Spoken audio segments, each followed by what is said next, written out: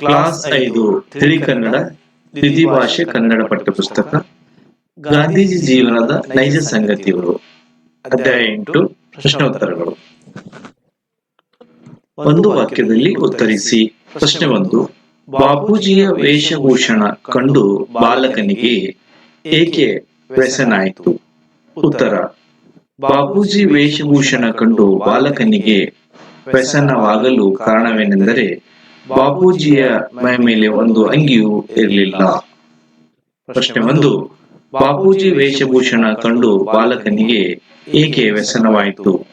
ಉತ್ತರ. ಬಾಪೂಜಿ ವೇಷಭೂಷಣ ಕಂಡು ಬಾಲಕನಿಗೆ ವ್ಯಸನವಾಗಲು ಕಾರಣವೇನೆಂದರೆ ಬಾಪೂಜಿಯ ಮೈ ಮೇಲೆ ಒಂದು ಅಂಗಿಯೂ ಇರಲಿಲ್ಲ.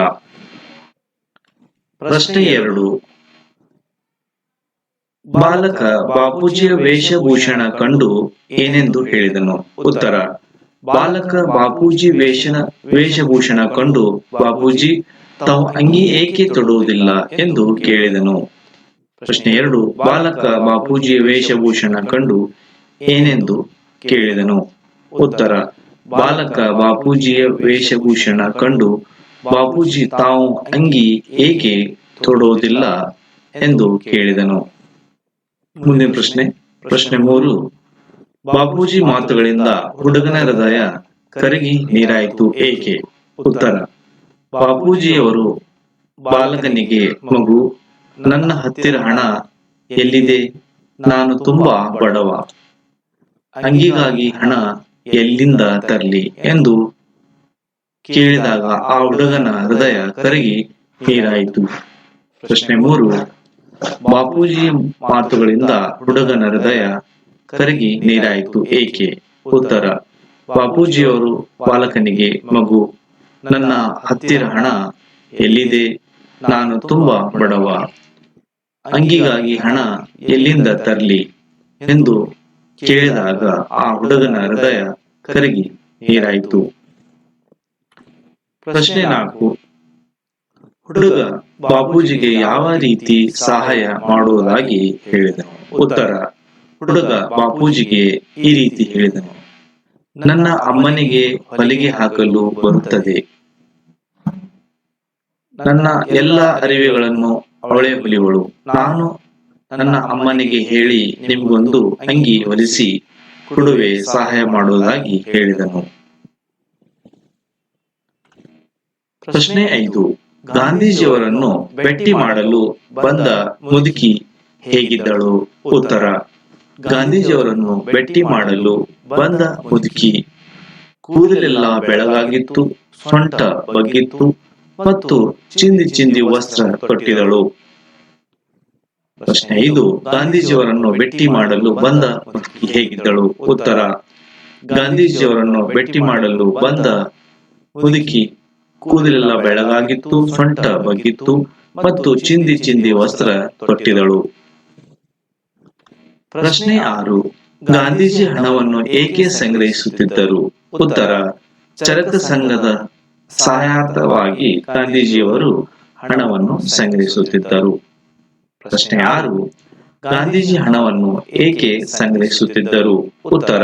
ಚರಕ ಸಂಘದ ಸಹಾಯಾರ್ಥವಾಗಿ ಗಾಂಧೀಜಿಯವರು ಹಣವನ್ನು ಸಂಗ್ರಹಿಸುತ್ತಿದ್ದರು. ಮುಂದಿನ ಪ್ರಶ್ನೆ 7.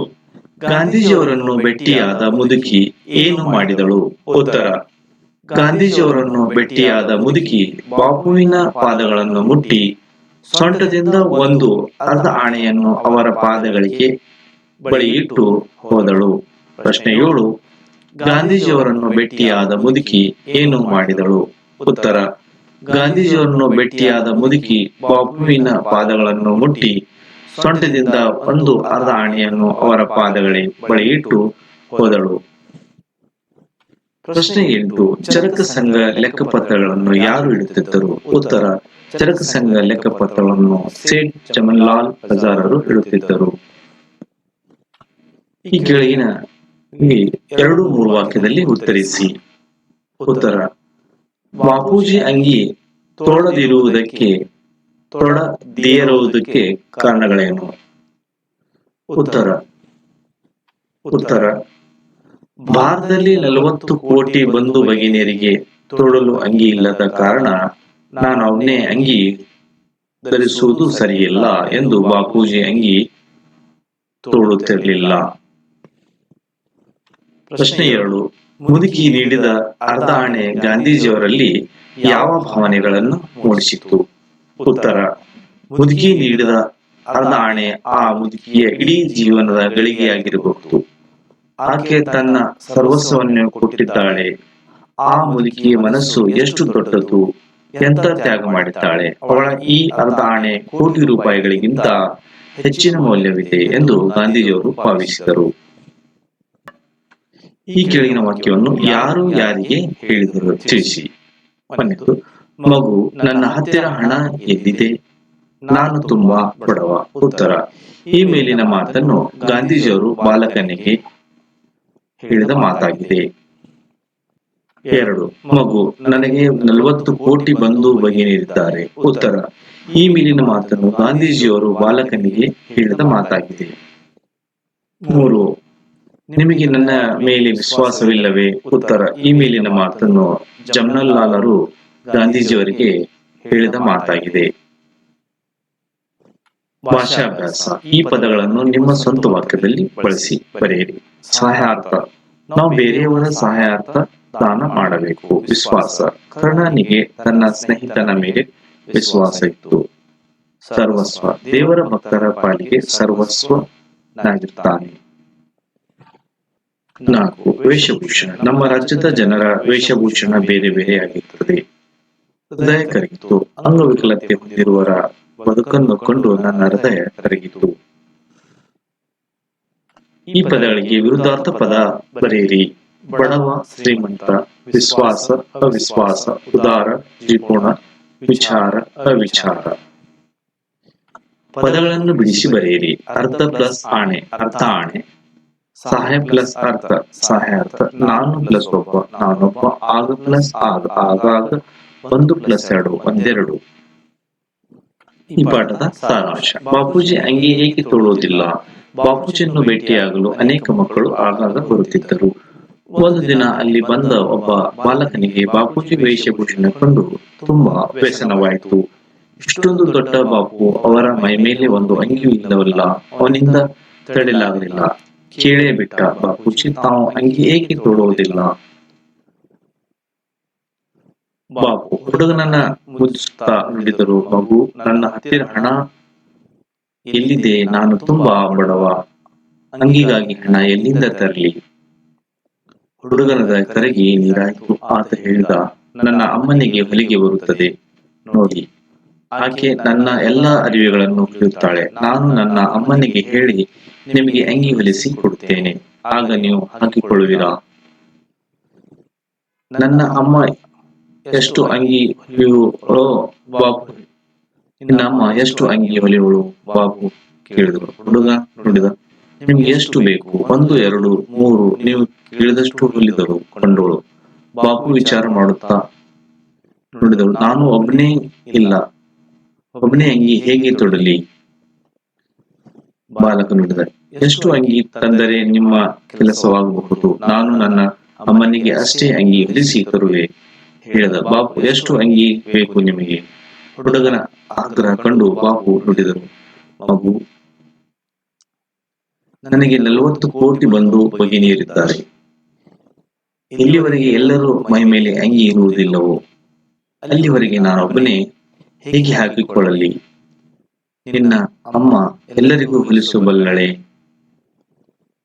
ಇಷ್ಟು ನುಡಿದ ಬಾಪು ಹುಡುಗನನ್ನು ನೋಡತೊಡಗಿದರು. ಹುಡುಗ ವಿಚಾರದಲ್ಲಿ ಬಿದ್ದ. 40 ಕೋಟಿ ಬಂಧು ಭಗಿನಿಯರು ನಿಜ, ಬಾಪು ಸರಿಯಾಗಿ ಹೇಳುತ್ತಿದ್ದಾರೆ. ಎಲ್ಲಿವರೆಗೆ ಅವರೆಲ್ಲರೂ ಅಂಗಿ ಸಿಗುವುದಿಲ್ಲವೋ ಬಾಪು ಒಬ್ಬರೇ ಹೇಗೆ ಹಾಕಿಕೊಳ್ಳುವರು? ಅರ್ಧ ಆಣೆ ಕೋಟಿಗಿಂತ ಹೆಚ್ಚಿನದು. ಚರಕ ಸಂಘದ ಸಹಾಯಾರ್ಥವಾಗಿ ಹಣ ಸೇಕರಿಸುತ್ತಾ ಗಾಂಧೀಜಿಯವರ ಹಳ್ಳಿ ಪಟ್ಟಣದಲ್ಲಿ ಯಾತ್ರೆ ಮಾಡುತ್ತಿದ್ದರು. ಒಂದು ಸಲ ಒರಿಸ್ಸಾದಲ್ಲಿ ಪ್ರವಾಸ ಮಾಡುತ್ತಿದ್ದಾಗ ಒಂದು ಸಭೆಯಲ್ಲಿ ಗಾಂಧೀಜಿ ಭಾಷಣ ಮಾಡುತ್ತಾ ಇದ್ದರು.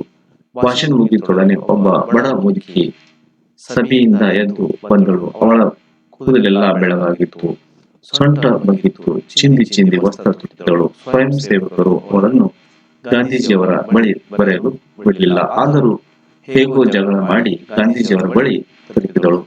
ದರ್ಶನ ಮಾಡಲು ಬಂದೆ ಎನ್ನುತ್ತಾ ಆಕೆ ಬಾಹುವಿನ ಪಾದಗಳನ್ನು ಮುಟ್ಟಿ ಸೊಂಟದಿಂದ ಒಂದು ಅರ್ಧ ಆಣೆಯನ್ನು ಅವರ ಪಾದಗಳ ಬಳಿ ಇಟ್ಟು ಹೊರಟು ಹೋದಳು. ಗಾಂಧೀಜಿ ಅದನ್ನು ತೆಗೆದುಕೊಂಡು ತಮ್ಮ ಬಳಿ ಇಟ್ಟುಕೊಂಡರು.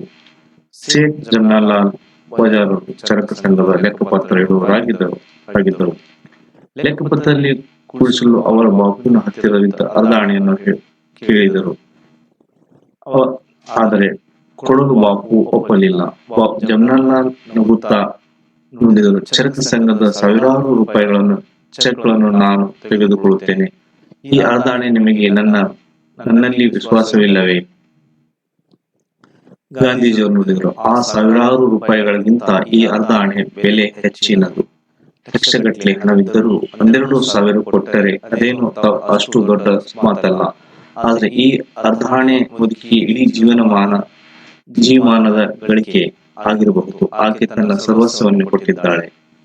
ಎಷ್ಟೊಂದು ಉದಾರ, ಎಷ್ಟೊಂದು ದೊಡ್ಡ ಮನಸ್ಸು, ಅವಳ ಎಷ್ಟು ದೊಡ್ಡ ತ್ಯಾಗ ಮಾಡಿದ್ದಾಳೆ ಆಕೆ. ಅದಕ್ಕೆ ನನ್ನ ಹೃದಯದಲ್ಲಿ ಅರ್ಧ ಆಣೆ ಕೋಟಿ ರೂಪಾಯಿಗಿಂತ ಹೆಚ್ಚಿನ ಮೌಲ್ಯವಾಗಿದೆ. ಈ ಪಾಠದಲ್ಲಿ ಬರುವ ಪದಗಳ ಅರ್ಥ ಅರಿವೆ.